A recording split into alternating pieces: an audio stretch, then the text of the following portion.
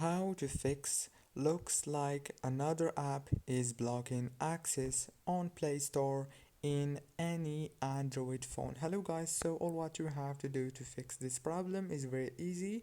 Just go to settings on your phone and then go to the apps manager page and click again on apps. Right here on this page you will find all the apps that you have on your phone.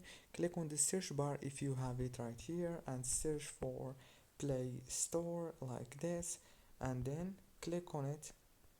And now after you click on it, click on force stop and go to the storage option and make sure to clear data and cache together, and then go back and scroll down and make sure to go to the right system settings and make sure to enable it.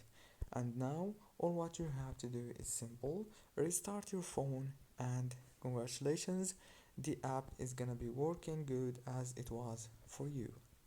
Don't forget to like, subscribe, and see you later in the next educational video.